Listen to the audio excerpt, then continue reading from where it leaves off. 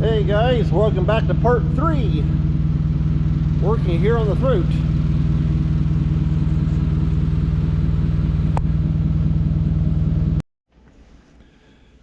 These here are the blocks that the throat pivots on.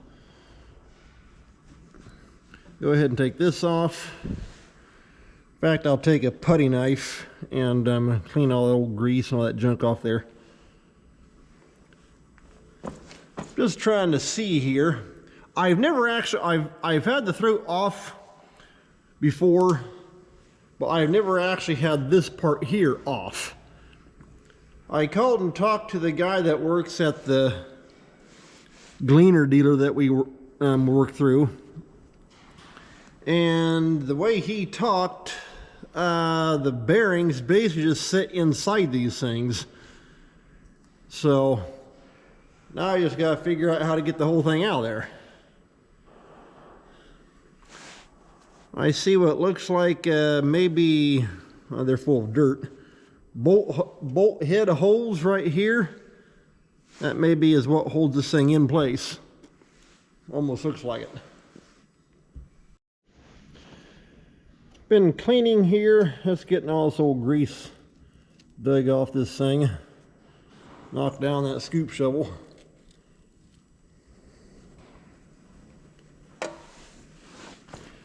All right, from what I'm seeing, okay, yeah, there we are. Because I can see a gap going right around that area right there. And I'm guessing, get all that bean junk dug out of there. There's bolt heads inside there. Yeah, it looks like it. I think.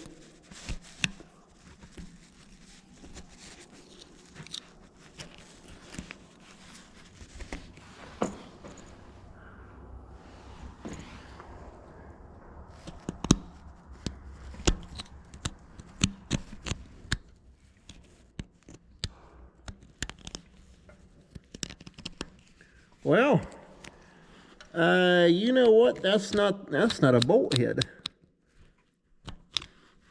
That's the end of a bolt. Okay. Well, let's see here. Looks like. All right. Get the light hung up there. Okay. Looks like I gotta take this cover here off, and that will allow me access to go in and take them bolts out. Evidently the bolt heads are on the inside, which is kind of odd. You would have thought they would put them in out here.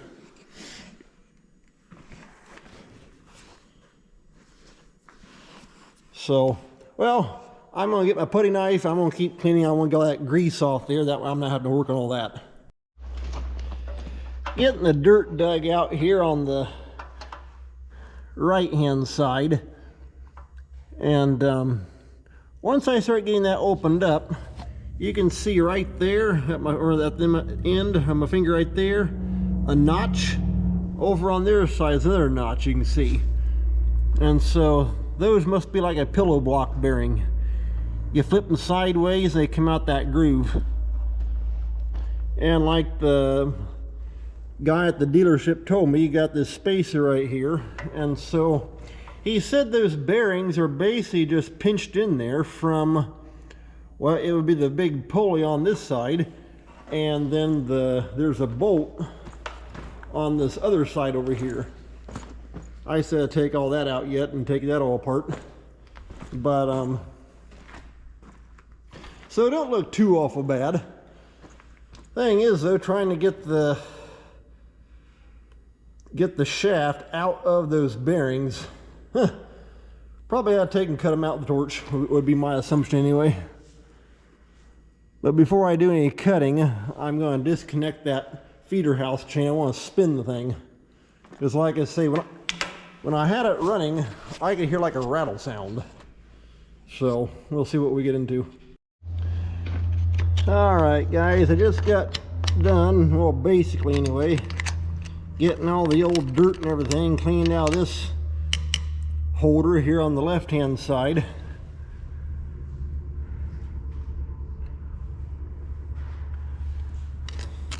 They are definitely packed full. Of course, these are original and the combine's 1993. So, they've gone around a few times. Now I just got to get, well, I got to take this bolt out right here. And then start getting everything all disconnected inside here and get the feeder house chain disconnected also. Let's go ahead and take this bolt out.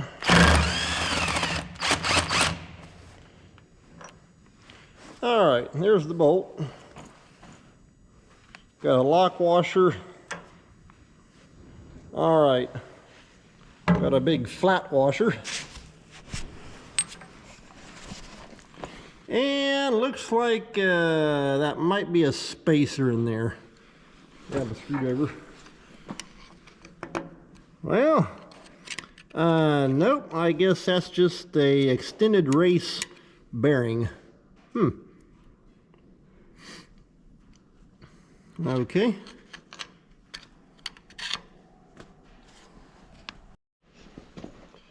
Gonna go ahead and take this spacer off this end. Well, I guess it's actually two spacers. Huh. Put them up here, out of the way. Alright, that's got the same type of bearing also, just has an extended race in the center. Alright, now I gotta get this feeder house chain split in two.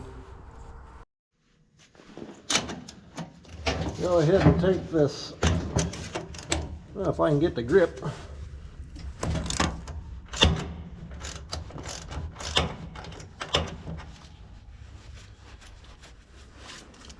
Thing I like about having these little acorn nuts on that master link, you don't have to worry about that wire breaking. Because some master link links on a lot of your chains have just a, you put your master link through, put your side piece here on, and it's got a little hole in each one of these pins. Put the wire through, put a bend in the thing. But one nice thing of the little acorn nut like that, you don't have to worry about the wire breaking or anything like that. Okay, I'll go ahead and pop that side right there off. Get turned around here and do the left hand.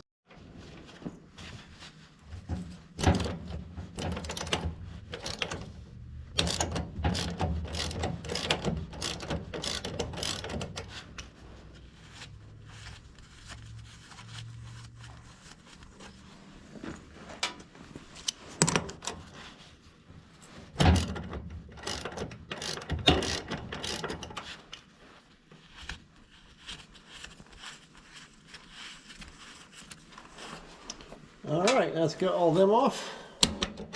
Go ahead and pull that side piece off. Now we're ready to separate it. Got this ratchet strap here. I'm going to, I'll see if it'll work. Okay, get you moved around here. I hooked it on one of the feeder house chain bars back there. I got it hooked on the top of the throat right here. The reason why I did that is once I separate this chain, I'm going to see if that'll kind of hold right there, not just want to fall clear back inside there. Wait and see. The bottom part here I'll just take and drop down and it'll hook here on this bottom piece.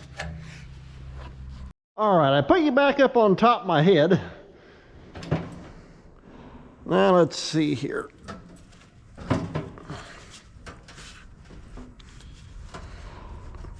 I'm going to get a screwdriver.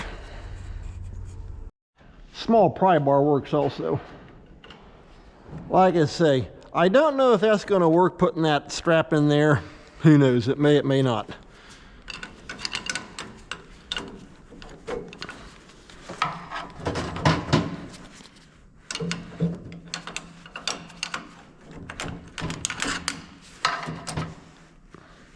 Okay, Got one side. Let's get the other popped.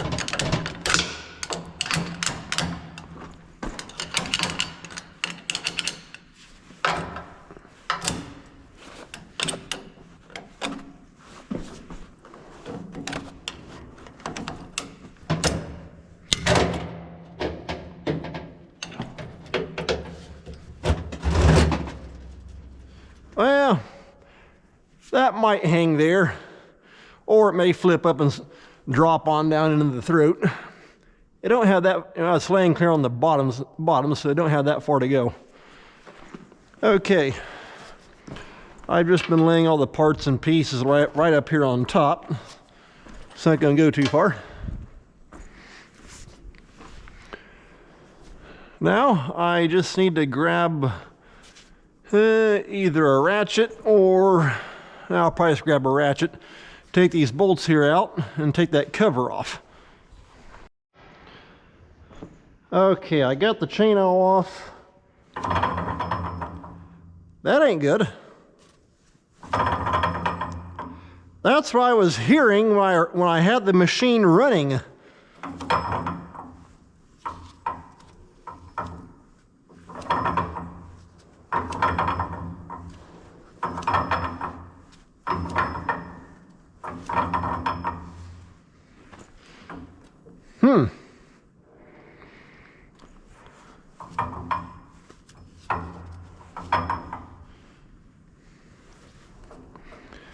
And them sprockets are a little loose also.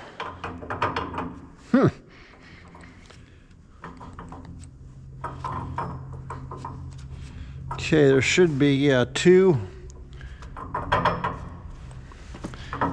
Hopefully it didn't mess up that drive shaft.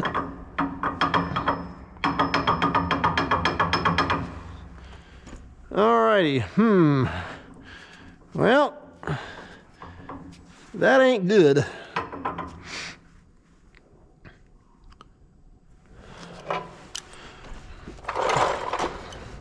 Okay, let's go ahead and start popping some bolts.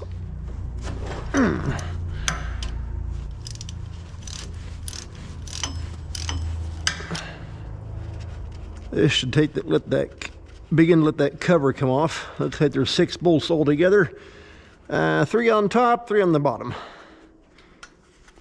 All right, there's that one. Just got the last 3 bolts out. Now, that should, yeah, there we go. Let that come out. There we are. Okay. Now, I gotta dig all the junk out of it. I'm assuming there's probably, with the ends of these bolts right here, there should be bolt heads right there holding that in place.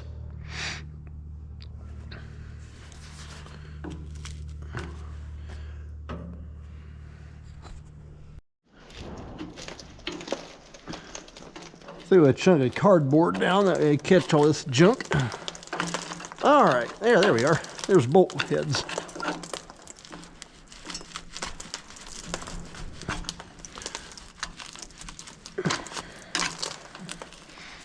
Yeah, 30 years of accumulation since the combines in 1993.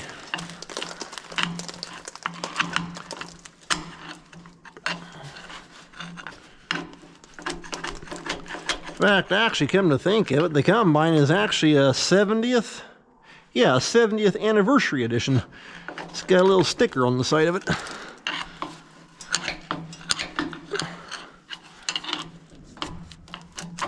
Because 2023 is the 100th centennial for Gleaner combines.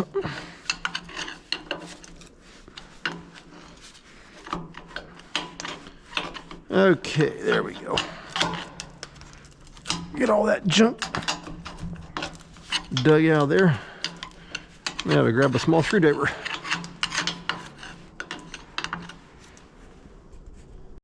I finally got all the trash dug out of that spot right there. I'll jump over here on this side, on the left side, And we'll start getting these bolts out. Do the same thing.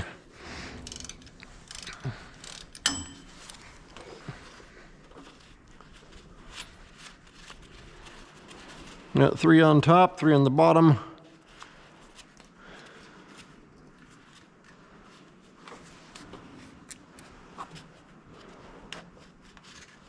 Okay, there's the first one.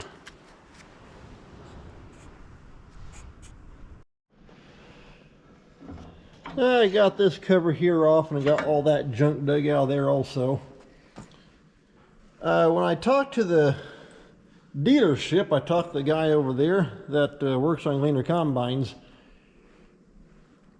Now, he told me that that shaft should just come out of those bearings. Well, I can tell you one thing, it's not going to come out. I'm going to have to take and cut them off the torch.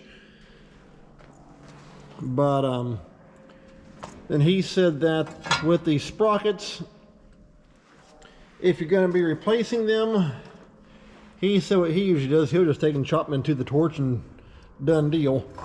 What I may do, just to see, take the torch and heat up the set screws and see if I can just go ahead and spin them the rest of the way out, or at least out some. Then just slide them to the middle, and that way I can just work the drive shaft back and forth. Then they just fall, then they just come off the end once I get the drive shaft pulled out. So yeah, that, in fact, I took a board, laid a board across, I took a sledgehammer and gave it a couple of good whacks. Yeah, we're seized up inside them bearings. It's not going to come off that easy. But nah, not that big a deal. Just take and chop the outer race off and done deal. All right, well, I'm going to start getting set up, and we'll see what we can do here by getting this drive shaft pulled out of here. Well, I thought I'd just try it and see. Yeah, that is not going to move on these set screws.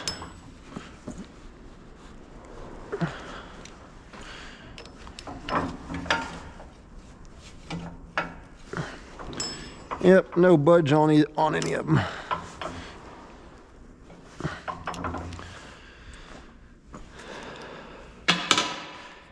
Like I say, when I talked to the guy there at the AGCO dealer,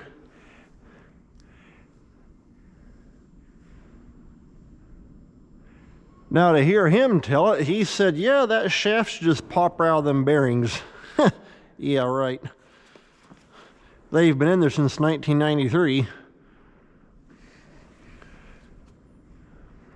And so I think about the easiest way to do it, like I say, these, you can clearly see these are a pillow block bearing. So you put them in, give them a turn, and you're off and running. And so looks like what I'm going to have to do is just take and cut them out with the torch, which isn't that big a deal. Thing is, though, before I can do that, I've got to get these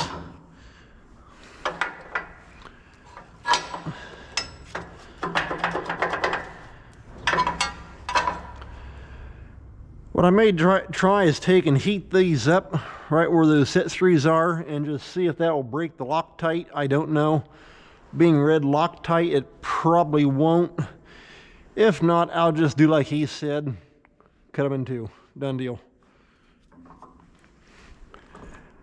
But the more I got looking at this thing, because he told me what he'll normally do is take one side or get one side freed up and then take somehow get the shaft to slide through. Well, the shaft's not going to slide through. So what I'm going to do is just cut both bearings out and either get these set screws out, which would be the simplest, and simply slide these sprockets out here in the middle. Once I cut the bearings out, well, then I can just take and just slide the shaft either way out of the thing, and that would actually be a lot easier than taking these bolts out right here. Just take the shaft out, take a little sandpaper to it, and then once I get the new sprockets and bearings, put them on, done deal. But the thing is though, with it being a hex shaft here and around inside there, I'll probably still have to take it out somewhere. That way you have to work it back and forth to get everything put back in. Just have to wait and see what happens. Okay guys, hopefully you can see halfway decent right there. Trying to get the old torch fired up. There we go.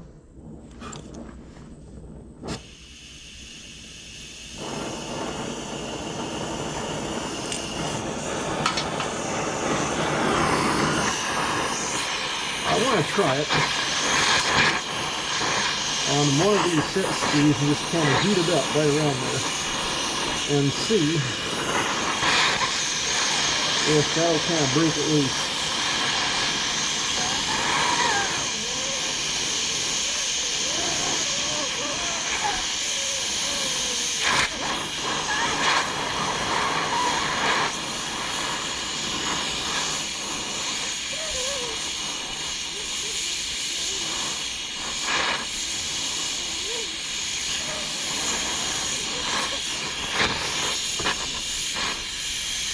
I just gotta be careful I don't accidentally point the torch right at my camera. That wouldn't be very good.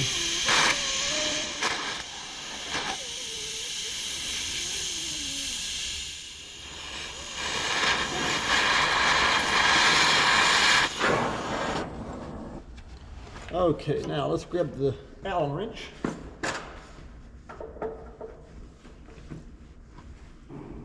Like I say, I don't know if this is going to work or not. Hey, that did it. That loosened right up. Perfect. I'm just going to take, well, in that case, I'm just going to take all 4 of them out just like that. I do have new set screws ordered with the sprockets. There we go. Yeah. All right, now I'm going to do the other 3 like that. Well, before I start on the other 3, figure I'd bring you back on this side. But yeah, there we are. That heat, I figured it probably would. It just heated up all that Loctite in there. So I'm going to do the other one just like that. And what that will do is it will let me just bring the sprockets here in the middle. Then I got room to be able to take and run the shaft either left or right as I work on these bearings down here. Alright, just got the last set screw out. I just took and slid the sprockets out here in the middle. Now this side, no, it's not really too bad. Of course, it wasn't really all that loose. This one over here is the one that's got me kind of concerned. Not too sure how well you can see that on camera, but right here, even though the sprockets got play in that part of the shaft, there's not much. Not near as bad. However, you put it back over there where it needs to run,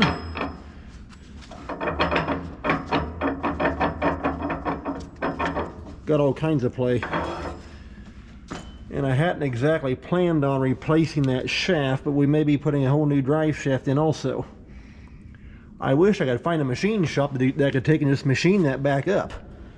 I do know a couple guys. I'm going to give them a call and find out, because I can tell you one thing, that thing is not going to be cheap. Because you got splines on this side, hex in the middle, and then of course round. Well, where the bearings are, the shaft's round. Hello, probably $1,500. I wouldn't be at all surprised. So, well, I'll keep you updated here what I find out. Well, guys, I've been on the phone, and so I'll just tell you what I found out. This here is 1.5 inch hex from side to side, right here. So I called and talked to the Gleaner dealer, and come to find out, with this being a 1993 machine, there was an update on this drive shaft, and it went from 1.5 to 1.75 inches. The end pieces down here where the bearings and that kind of stuff are on each side, that stayed the same. They just increased the hex part, which is kind of odd. I'm not exactly sure why, but anyway. So for a brand new 1.75 inch drive shaft, $850. The sprockets, if I remember right, they're like $202 a piece. So yeah, it didn't take long to pop $1250 with just that, plus your 2 bearings. So I know a guy that's got a machine shop. It's not the same one that did the auger down there on the R52. It's another guy that I know, and I called and talked to him and told him what it was, and he said, well, just go ahead and send me some pictures of it. So I snapped a couple pictures and texted them to him. And from what I can see, the right-hand side over here is good. There's the drive, it's not all watered down or anything like that at all. It's just this left side needs to be rebuilt. Roughly a 2.5 inch band. So I sent him those pictures, and he said, well, hey, for $250, I'll rebuild that. That's kind of a no-brainer. So that's what I'm going to do. I'm going to take and cut these bearings here out, and we'll just take and run this drive shaft up to him, and he'll just rebuild that, machine it back down. I'm going to take this sprocket here with me because since it's good and tight on the shaft, it's a good way to gauge as far as your thickness. And of course, I mean, he can run his caliper or his mic-it and that kind of stuff. And so figure, well, hey, that'll be a whole lot easier and a whole lot cheaper. Now, if this was on the R72, I would go ahead and upgrade it and put the update into it with the bigger drive shaft. But since this is not our main combine anymore, and we only do beans with it, this will work. So yeah, that's what I found out. Now I'm just getting all the junk dug out of that spot right down through there, and then I'm going to start torching.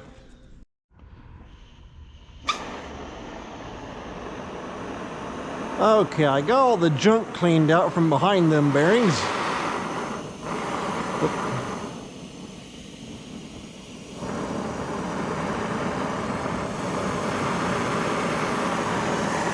Hopefully you can see halfway decent.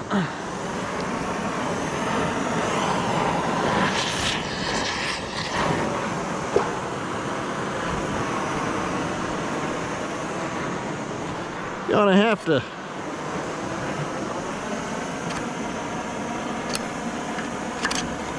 these channels actually go all the way through, and so that does make it nice.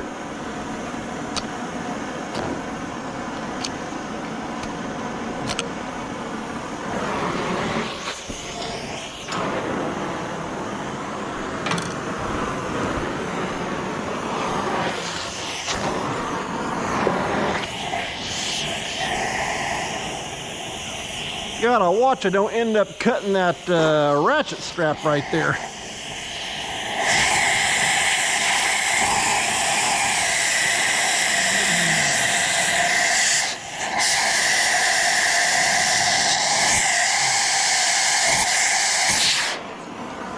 Okay, that's got the outer race cut on one side. Let's jump the other side.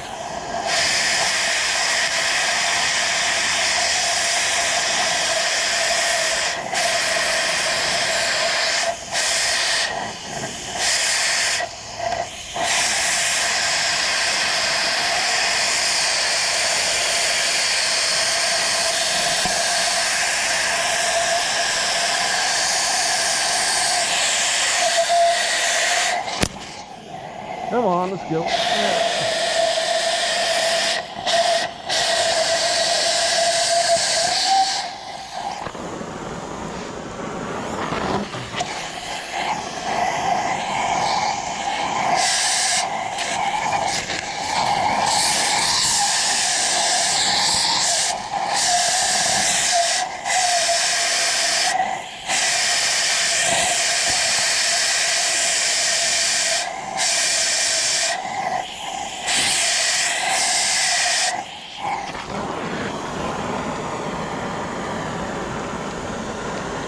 Okay, that's got the outer race cut. Now I do see one of the rollers right here. Go ahead and cut that out.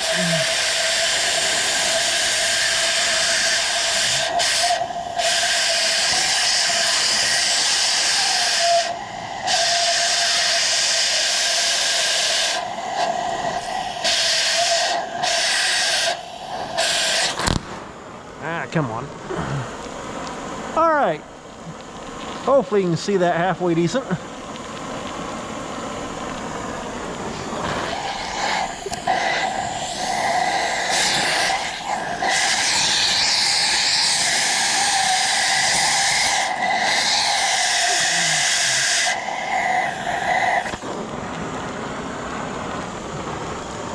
Thankfully, it's got lots of room.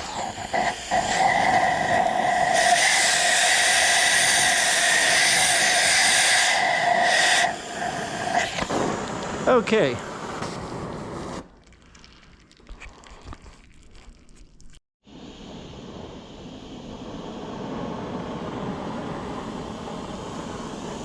Okay, I want to take and cut the rest of that grease seal around there.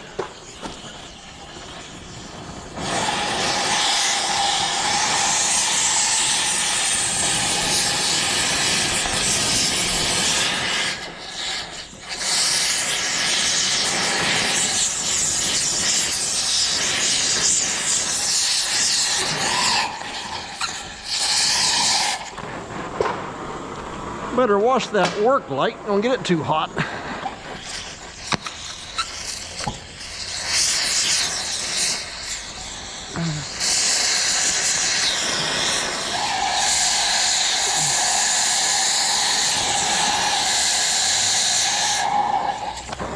fact, the best way to do it is as you're going around, go slow enough that way you're blowing clear through and punching the grease seal out on their side. It'll take both of them out at the same time.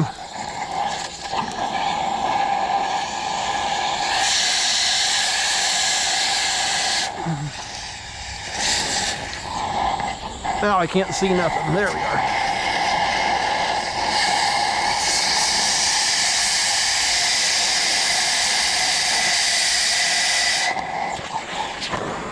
are. Okay, that's got a chunk of rollers out. Let's go ahead and jump back over here. Come around this side.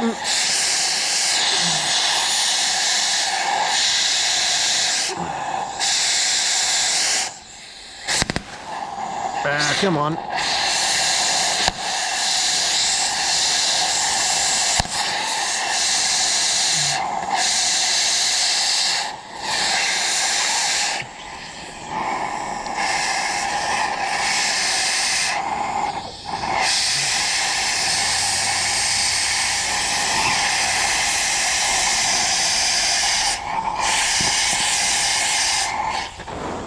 Okay, go ahead and shut that torch off. Okay, I just saw the top chunk of the race. Now that I got the rollers all cut out, there we go. It dropped down from the top. And now it's wanting to knock back in there. I'm gonna take and go from the back side, come out. Let's see here. Maybe I can stick this punch through. Or so I thought. Hey, there we go.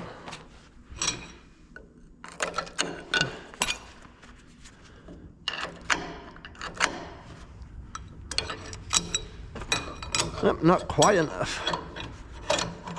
There we are.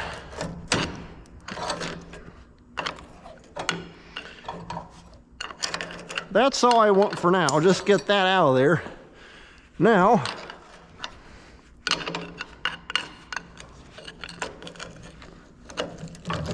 hey, there we are. I don't know if I can hold that up high enough, I might be able to take and knock the bottom piece out. Maybe. Maybe not.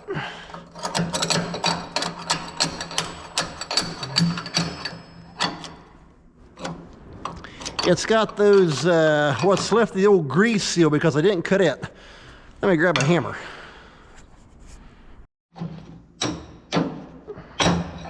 Hey, there we go. That knocked the bottom out. And let's see here. There's the retainer. Well, you know what? For a 30-year-old bearing, that thing still had decent grease in the thing. I'm surprised. Okay, there's what's left of that old grease seal. All right. And we got some crud and that kind of stuff in there. As far as that part of the bearing, I'll cut that off once I get the shaft out of there. Now I will say, I've seen quite a few different guys, which is kind of surprising. They'll take a like a big 7-inch grinder, or even those little cutoff tools, and go back and forth trying to cut them things off the shaft. I've always found it's a whole lot easier if you just fire up the old smoke wrench and whack it off in about 30 seconds. Well, take that back. If you can access it, if it's right out in the open, it takes less than that practically if you hit it right. So now we're going to jump over here on this side and then we'll get that shaft out. Okay, now we're over here on the left-hand side. Going to do the same thing. Right down through there. That's got the old smoker rolling. Oh.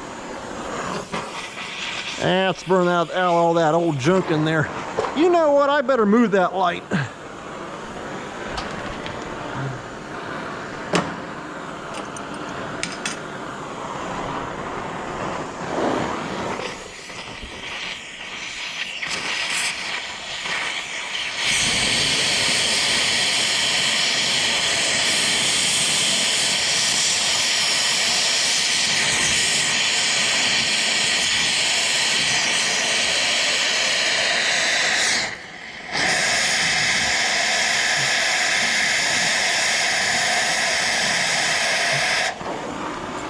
Thankfully, it's got these channels, and so it just blows right out the back side. Works perfect.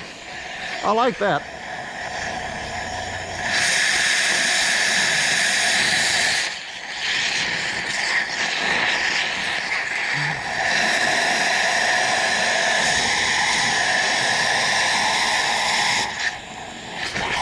Okay, now let's jump over here. Come on.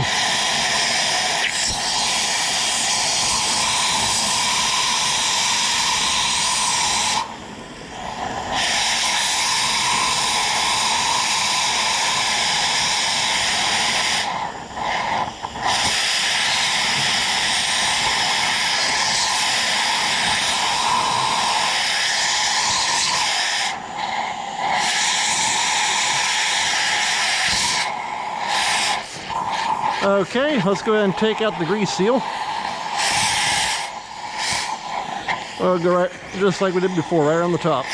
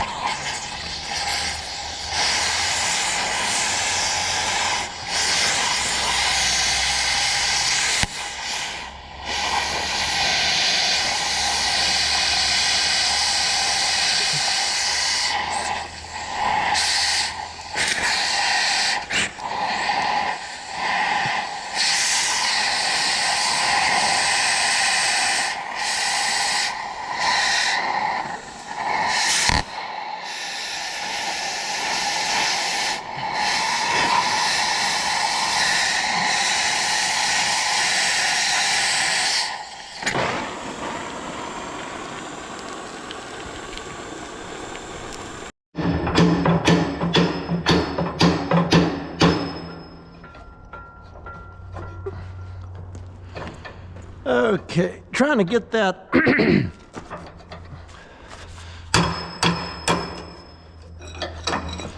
top race knocked out of there.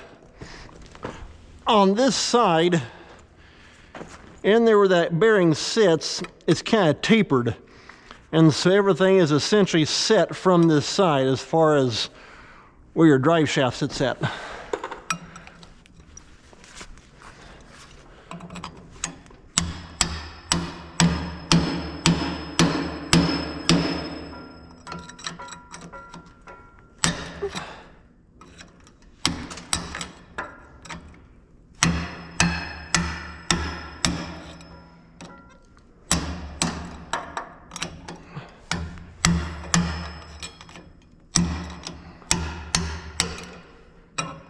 Okay, well, it went easier going that way.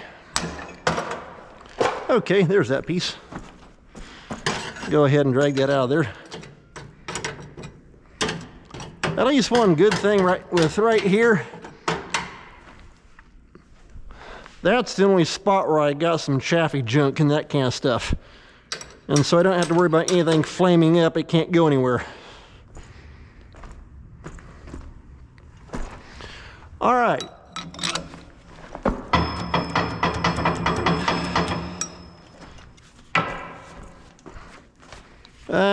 Probably go back the same way on this one.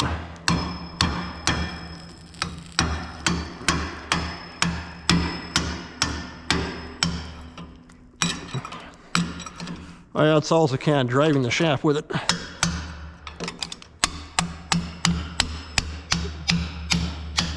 Up there come the rollers bouncing out.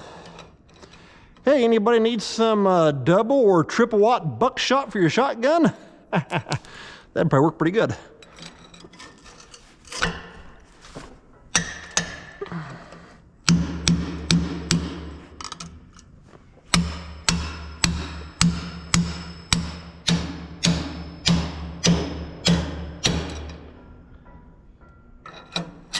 That's kind of jammed in there.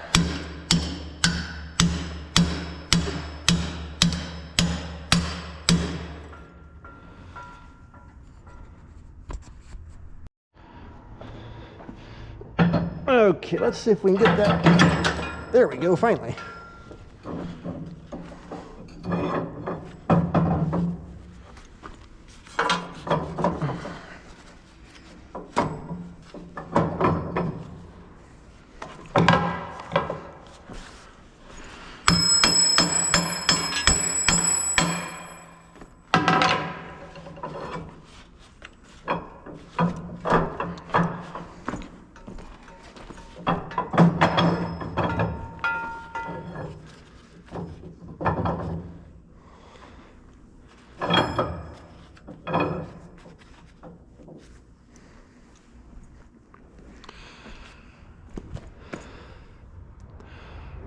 Alrighty, well, I'll cut this here off.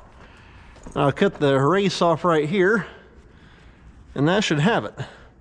Now, okay, that's got enough slop. Thing is though, there's some burrs kind of built up right there, and I don't think that sprocket's going to go, well, no, I guess it did. I didn't think it would.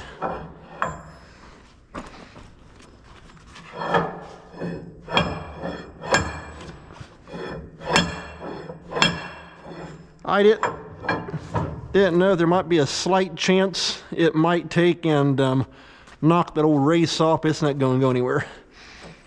I'm gonna knock that thing out of there. All right. Well, I'll get the torch and cut them off.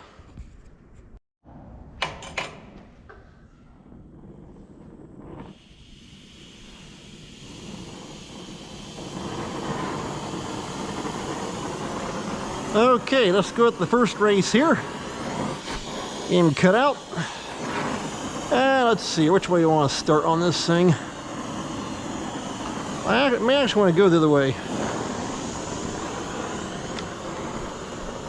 Let's set them off the side there.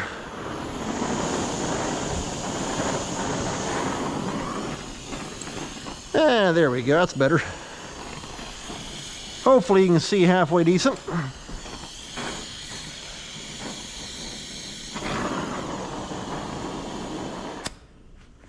come on. Let's try and turn the thing up.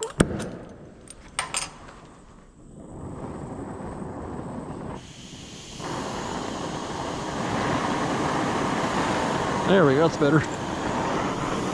Now let's try it.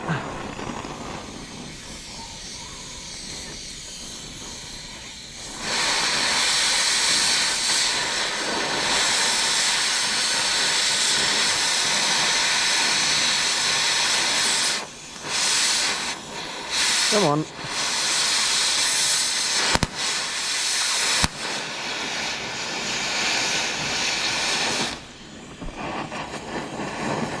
Okay, we're basically through.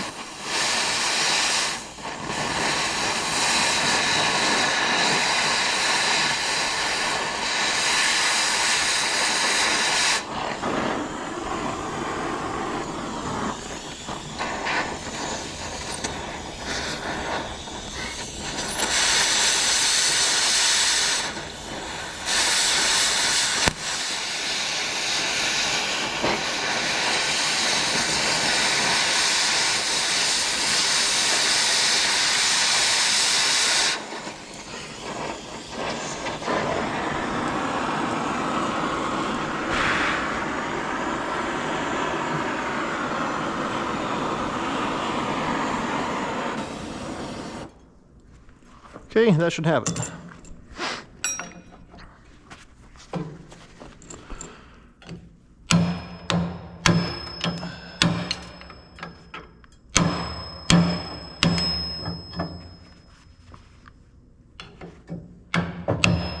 Come on.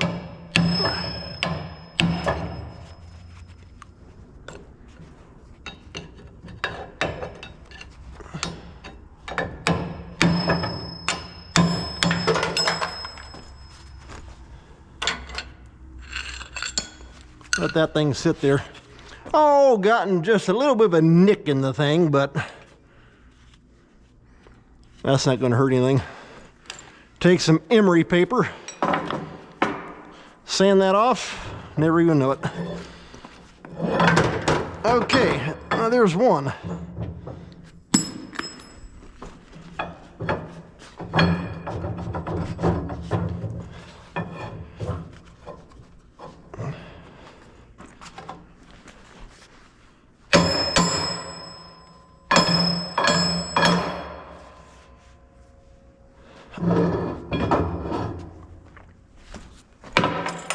That sprocket grip's a lot tighter. It didn't want to go off too easy.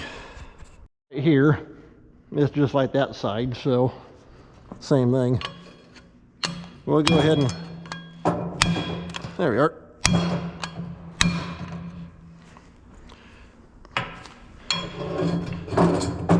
Keeps wanting to jump on me.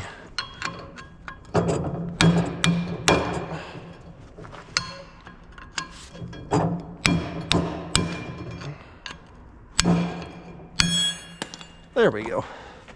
Okay, yeah, we're good on this side.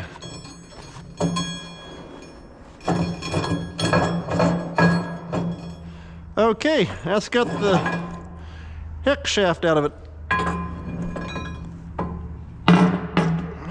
There we go. And actually finished up just in time too. I'm running out of acetylene on my torch. So going to have to pick some more acetylene up. Alright guys, I'm going to call this an end to part 3. So thanks a lot for watching.